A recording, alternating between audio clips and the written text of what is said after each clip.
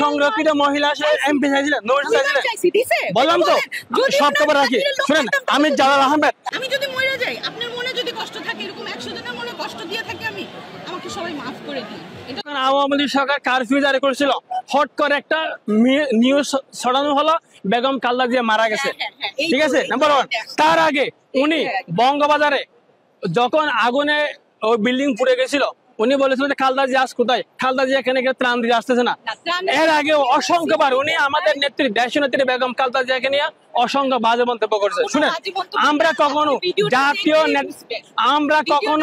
জাতীয় নেতাদেরকে নিয়ে বাজে মন্তব্য করি না, সে রুচি আমাদের নাই। কিন্তু ছাত্রলীগের অসংখ্য ফুটপাতের নেতা বেগম খালেদা জিয়াকে নিয়ে, তারেক রহমানকে নিয়ে বাজে মন্তব্য করেছিল।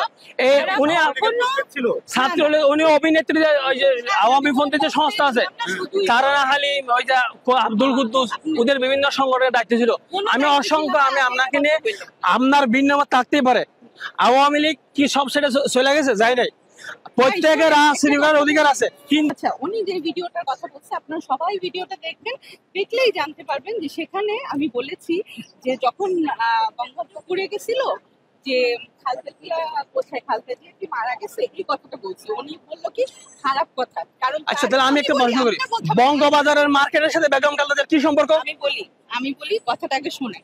যেহেতু তখন যেটাই করতো সেটা নাম দিত বিরোধী দল, এখন যেমন হয় সেটাই করে, কিন্তু কথা হচ্ছে কি করতেছে। হ্যাঁ, কথা হচ্ছে যে যখন ওনাকে নিয়ে এই কথাটা বলছি, তার কিছুদিন আগে প্রতিদিন ফেসবুকে লেখা হচ্ছিল যে উনি কোথায়, উনি কি মারা গেছে বা এরকম কিছু, সেটা আমি জানতে চাইছি সবার কাছে।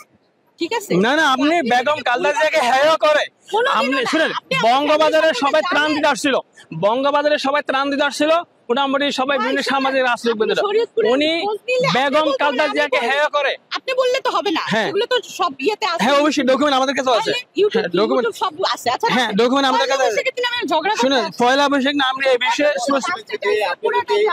যদি কোনো এটা করেন তাহলে আপনাকে ঢাকা ইউনিভার্সিটি ক্যাম্পাসে অবঞ্চিত করতে পারেন। আপনি কি এই বিষয়ে সংবাদ সম্মেলন বা আমি তো বললাম এখানে এত কিছু আছে, সম্মেলন না, এই বিষয়ে কি একটা পুরো সুন্দর প্রকাশ বা কোনো কিছু করবেন কিনা স্পষ্ট অবস্থান ক্লিয়ার করতে হবে।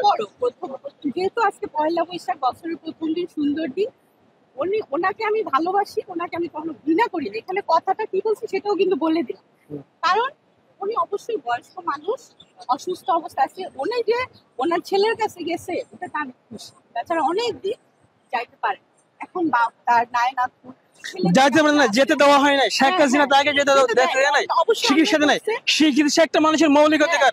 শেখ হাসিনা আমাদের নেত্রী বেগম খালেদা জিয়াকে চিকিৎসা থেকে বঞ্চিত করেছে। আপনি কি দেখছেন জুলাইয়ের কোনো একটা জায়গায় আমার কোনো কারণ আপনি কিভাবে জানেন আমরা কতটা বঞ্চিত হয়েছি, সেটা আপনি জানেন? সেটা খবর নিয়ে দেখেন, কোনোদিন কেউ বলতে পারবে না। আপনি হয়তো তেল তুল মেরে জায়গা মতো যাইতে পারেন না, তেল তুল মেরে অনেকে দেখে সাকিব লোক না, ফেরদৌস নমিনেশন পেয়ে গেছে। আপনি সংরক্ষিত মহিলা এমপি চাইছিলেন, বললাম তো সব খবর রাখি। শুনেন, আমি জালাল আহমেদ, আমার ফেসবুকে জালামনি জালাল। আমি আজকে 18 বছর এই ঢাকা ইউনিভার্সিটি পাড়া দিচ্ছি।